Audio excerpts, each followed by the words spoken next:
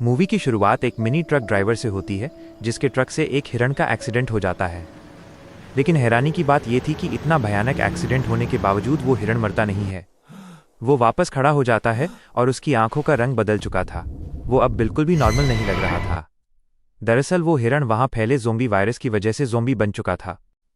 इसके बाद हमें सीवोक नाम का एक आदमी दिखाया जाता है जो एक कंपनी में फंड मैनेजर है। वो अपने काम में इतना ज़्यादा बिजी रहता है कि उसकी पत्नी से तलाक हो चुका है। वह अपनी बेटी की कस्टडी के लिए अपनी पत्नी से कानूनी लड़ाई लड़ रहा है।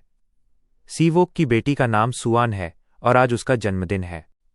सीवोक अपनी बेटी के लिए एक सरप्राइज गिफ्ट लेकर घर जाता है, लेकिन जब सुआन उस गिफ्ट को खोलती है तो वो बिल्कुल खुश नहीं होती।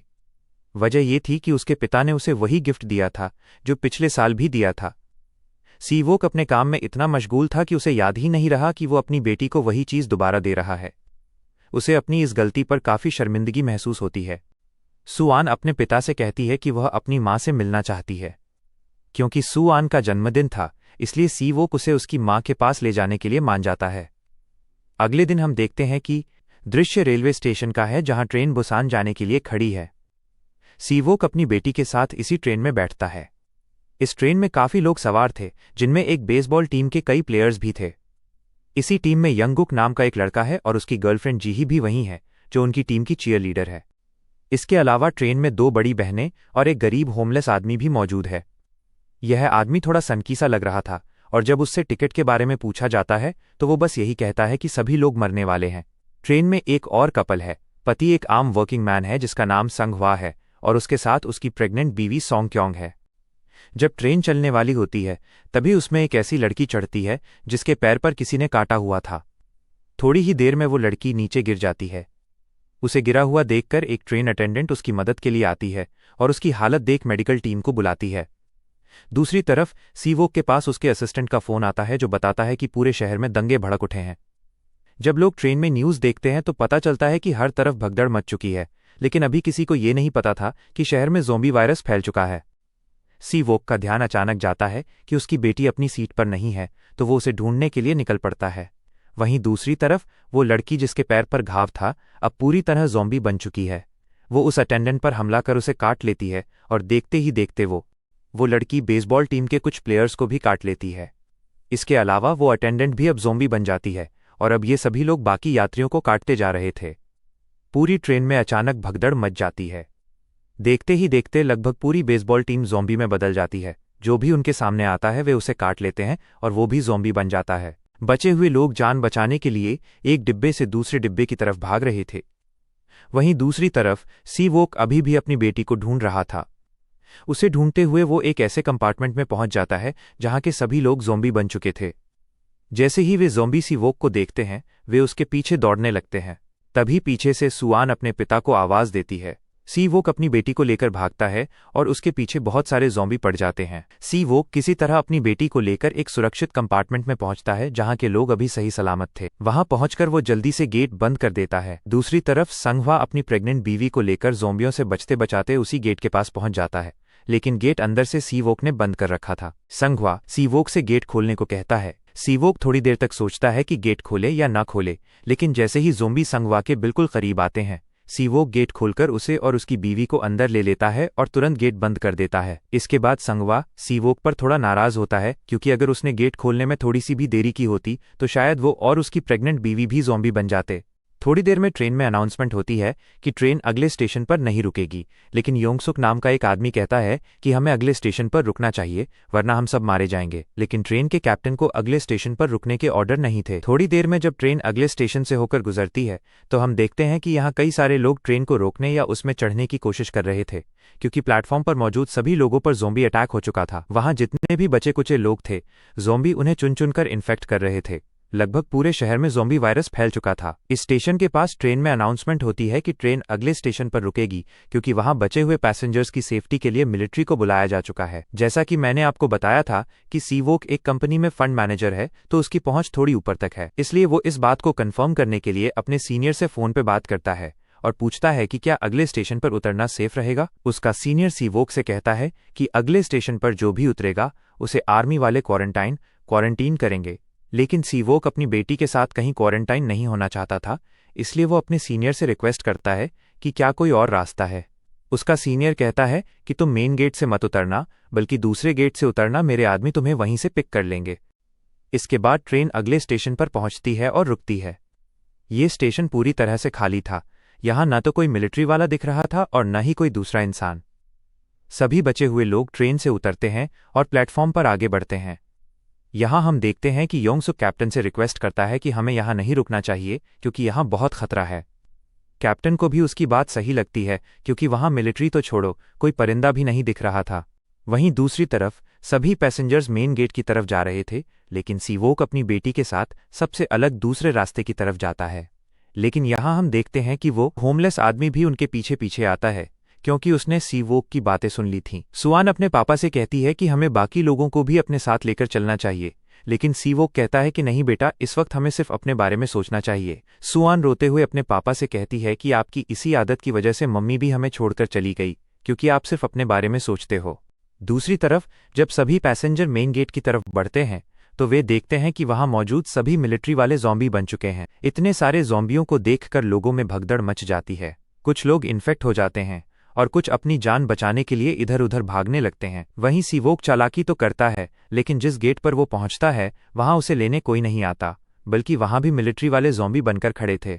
सीवोक तेजी से भागकर अपनी बेटी के पास जाता है। जब एक ज़ॉम्बी सुआन पर हमला करने वाला होता है तभी संगवा वहां आकर उसे बचा लेता है। बचे हुए लोग किसी तरह प्लेटफॉर्म से बाहर आकर गेट बंद कर देते हैं ताकि ज़ॉम्बी बाहर ना आ सकें। सभी लोग भागकर वापस ट्रेन में घुसने की कोशिश करते हैं, लेकिन तभी कुछ लोग गलती से गलत गेट खोल देते हैं, जिससे ट्रेन के अंदर से भी बहुत सारे ज़ॉम्बी बाहर निकल आते हैं। अब लोग आगे भाग रहे थे और उनके पीछे ज़ॉम्बियों का झुंड था। इसी बीच उन दो बहनों में से एक को ट्रेन अटेंडेंट दूसरे डिब्बे में ले जाती है, जबकि दूसरी बहन प्रेग्नेंट औरत और सुआन के साथ एक अलग डिब्बे की तरफ भागती है। वे जिस डिब्बे में पहुंचते हैं वहां बहुत सारे ज़ॉम्बी थे, जिनसे बचने के लिए वे तीनों एक टॉयलेट में छुप जाते हैं। दूसरी तरफ योंगसुक ट्रेन अटेंडेंट को पकड़कर चिल्लाता है कि ट्रेन जल्दी चलाओ वरना हम सब मारे जाएंगे, लेकिन जीही उनसे कहती है कि अभी मेरे दोस्त प्लेटफॉर्म पर ही हैं, उन्हें आने दो।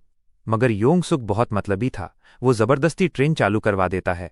वहीं दूसरी तरफ संगवा और सीवोक मिलकर प्लेटफॉर्म के गेट को पकड़कर रखते हैं ताकि ज़ॉम्बी बाहर ना आ सकें। जैसे ही गेट टूटने वाला होता है वे वहां से भागते हैं। भागते समय यंगुक के दोनों दोस्तों को ज़ॉम्बी इन्फेक्ट कर देते हैं। संगवा और सीवोक यंगुक को संभालते हैं और ट्रेन की तरफ भागते हैं, लेकिन ट्रेन चल चुकी थी और उनके पीछे सैकड़ों ज़ॉम्बी थे।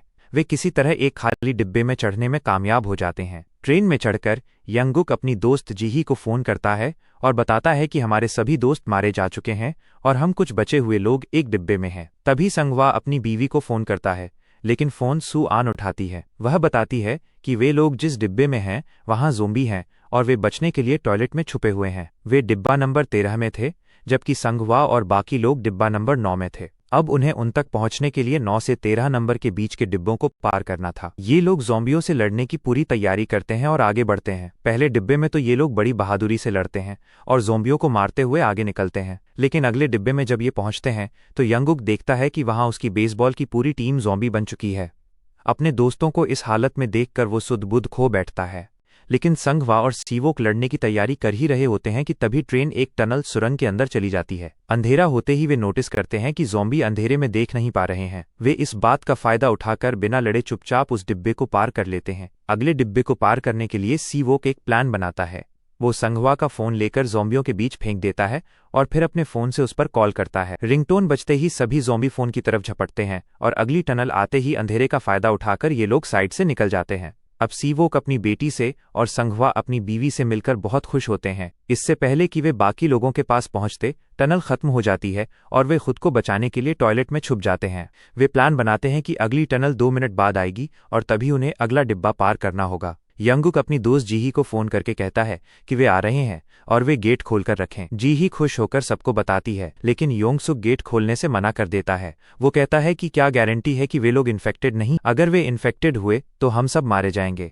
बाकी लोग भी डर के मारे योंगसुक की हाँ में हाँ मिलाते हैं। जैसे ही अगली टनल आती है सीवोक और बाकी लोग अंधेरे का फायदा उठाकर आगे बढ़ते हैं, लेकिन डिब्बा पार करने से पहले ही टनल खत्म हो जाती है। ज़ॉम्बी उन पर हमला कर देते हैं। दूसरी तरफ यंगुक गेट खुलवाने की कोशिश कर रहा था, लेकिन योंगसुक की वजह से कोई गेट नहीं खोलता। एक तरफ सीवोक ज़ॉम्बियों को रोक रहा था तो दूसरी तरफ यंगुक गेट तोड़ने की कोशिश कर रहा था। उस सुरक्षित डिब्बे में किसी को दया नहीं आती। अंत में यंगुक गेट खोल लेता है और बाकी लोग अंदर घुस जाते हैं, लेकिन सबकी जान बचाने के लिए संघवा खुद को कुर्बान कर देता है। वो ज़ॉम्बियों को रोके रखता है और सीवोक से कहता है कि उसकी बीवी का ख्याल रखना।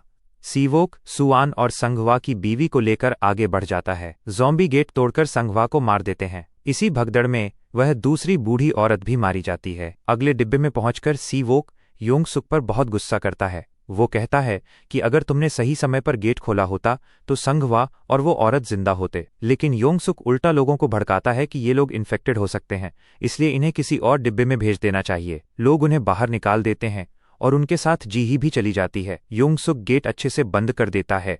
तभी दूसरी बूढ़ी औरत जो अपनी बहन की मौत से सदमे में थी, वो उस डिब्बे का गेट खोल देती है जहां योंगसुक और बाकी लोग थे। वो अपनी बहन और दूसरों का बदला लेना चाहती थी। गेट खुलते ही ज़ॉम्बी अंदर घुस जाते हैं और योंगसुक को छोड़कर लगभग सभी को इन्फेक्ट कर देते हैं। दूसरी तरफ सीवोक अपनी बेटी से वादा करता है कि वो उसे उसकी मां से जरूर मिलवाएगा। ट्रेन अगले स्टेशन पर रुकती है क्योंकि पटरी पर दो ट्रेनें आपस में टकराई हुई थीं और रास्ता बंद था। अब उन्हें आगे जाने के लिए दूसरी ट्रेन पकड़नी थी। वहीं हम देखते हैं कि योंगसुक एक अटेंडेंट के साथ टॉयलेट में छुपा था। वो अपनी जान बचाने के लिए उस अटेंडेंट को ज़ॉम्बियों के आगे फेंक देता है और खुद दूसरी ट्रेन की तरफ भागता है।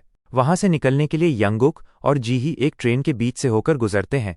तभी वहां योंगसुक आ जाता है। वह अपनी जान बचाने के लिए जीही को ज़ॉम्बियों के बीच धकेल देता है और खुद वहां से भाग जाता है। अब जीही इन्फेक्टेड होकर ज़ॉम्बी बन जाती है। यंगुक उससे बहुत प्यार करता था, इसलिए वो उसे छोड़कर नहीं जाता और जीही उसे काट लेती है, जिससे यंगुक भी इन्फेक्टेड हो जाता है। तभी हम देखते हैं कि सामने से एक जलती हुई ट्रेन आती है और दूसरी ट्रेन से टकरा जाती है। इस हादसे की वजह से सीवोक, वो प्रेग्नेंट औरत और सुआन ज़ॉम्बियों से भरी ट्रेन के नीचे फंस जाते हैं। दूसरी तरफ ट्रेन का कैप्टन एक चालू इंजन के पास पहुंच जाता है। वो इंजन से उतरकर योंगसुक की मदद करने जाता है, लेकिन योंगसुक इतना मतलबी था कि वो कैप्टन को ही ज़ॉम्बियों के आगे धकेल देता है और खुद इंजन पर चढ़ जाता है। सीवोक किसी तरह ट्रेन के नीचे से निकलने की कोशिश कर रहा था। तभी वो होमलेस आदमी उन सभी को बचाने के लिए ज़ॉम्बियों को एक तरफ रोके रखता है। इसकी बदौलत सीवोक, प्रेग्नेंट औरत और बच्ची बाहर निकल जाते हैं, लेकिन वो होमलेस आदमी उनकी जान बचाने के लिए वहीं शहीद हो जाता है। इसके बाद सीवोक, प्रेग्नेंट औरत और सुआन एक चलती हुई ट्रेन इंजन के पीछे दौड़ते हैं। सैकड़ों ज़ॉम्बी उनके पीछे भाग रहे होते हैं, लेकिन वे हिम्मत नहीं हारते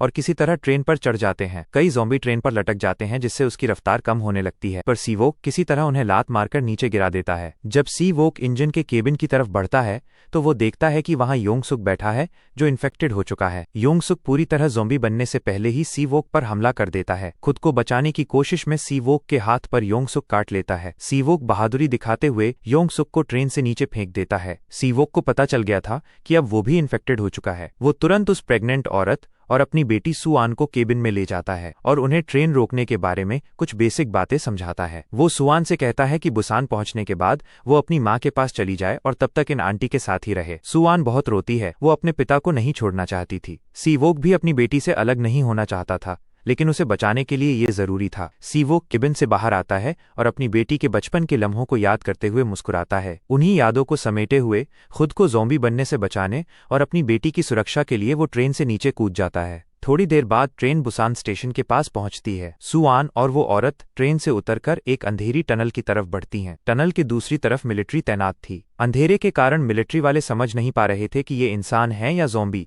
और वे उन पर गोली चलाने का आदेश दे देते हैं। तभी सुआन वही गाना पोयम गाने लगती है जो वो अपने पिता को सुनाना चाहती थी। उसकी आवाज़ सुनकर मिलिट्री वाले समझ जाते हैं कि ये इंसान है और उन्हें रेस्क्यू कर लेते हैं। दोस्तों, ये मूवी कई इमोशनल सीन से भरी हुई है। आप कमेंट में बताना कि आपको सबसे प्यारा सीन कौन सा लगा, और ऐसी ही मूवीज़ के लिए चैनल को सब्सक्राइब करें।